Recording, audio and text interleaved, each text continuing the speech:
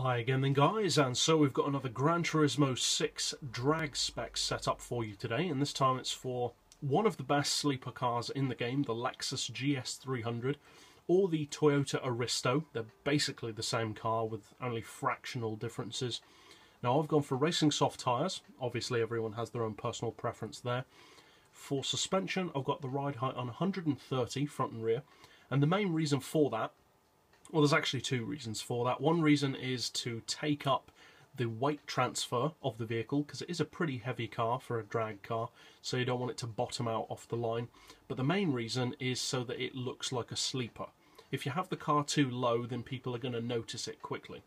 Whereas if you have the car basically at the stock ride height, it just looks like a normal Lexus. For the springs, we've got 8 on the front, 580 on the rear, dampers to 4 all round, apart from the rear compression, which is on 1, anti-roll as high as possible, camber and toe neutral. We'll come back to the gearbox in a second. For the diff, we've got the lowest initial torque, highest acceleration and lowest braking sensitivity. As far as the power, we do have an oil change and we've got all of the upgrades. Now the mid-range turbo does give you more power and a lot more torque, but I've tested it against the high range, and the high range, despite having inferior specs, is faster. For low-end performance, they're roughly, well, they're not exactly the same, but they're similar. For top-end, though, the high-range turbo is significantly faster. And I will be using NOS on this run. You definitely want the full weight loss package, because it is a pretty heavy car. And for the gearbox, you want the highest possible auto setting. Then for the individual gears, we've got 2.7, 1750, 1225, 900 and 600 with a final drive of 3.3. As always, I would recommend turning the traction control off, and I will be using, as with most of my drag tunes, an auto box. Now, I always, of course, like to put these up against the ghost times of superior machines, or what would on paper be considered to be a superior machine. So in this case we're putting this Lexus up against the Pontiac GTO, which is a newer vehicle, has a lot more power, over 900 horsepower, weighs less if I remember correctly. I think it weighs less, but they weigh very similar if I recall.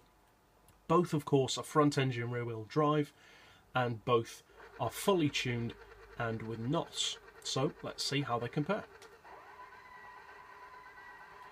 Now the Pontiac is of course much more of a sports vehicle than the Lexus is. The Lexus is the definition of a sleeper. And as you can see, the Pontiac can keep up. I can't recall which of the two cars has more torque. I believe the Pontiac does, especially with the high range turbo on the Lexus. But despite having significantly more power, as you can see, the Pontiac just cannot keep up with the top end performance of the Lexus. Now off the line, there are plenty of cars which can beat this Lexus. That's just not the kind of car that it is. If it was all-wheel drive, then it would be an absolute monster off the line. But the weight of the car and the fact that all that power and torque is going through the rear wheels does mean that over the quarter mile, there's not that many cars that it can beat. To be fair, something like a Lancia Delta, even with roughly half the power, can beat this in the quarter mile. But for mid-range and top end, against cars, as you can see, such as the 900 horsepower Pontiac, it can beat them. Now as far as rough specs, as always I have listed them all in the description below if you want to compare that to other cars. But for a rough overview, it does do 0 to 60 in 2.4 seconds, which is pretty good. It does 200 miles per hour in just over 13 seconds, which again for a vehicle of its weight is very impressive. It does the quarter mile in 9.1 incidentally, which isn't too bad, but as I said, it's not the quickest that I've done. And it will even cover 6,000 meters in well under a minute. So pretty impressive. And if you're going to use this as a drag car, and it certainly makes a fantastic sleeper, I would recommend using it in longer distance drags.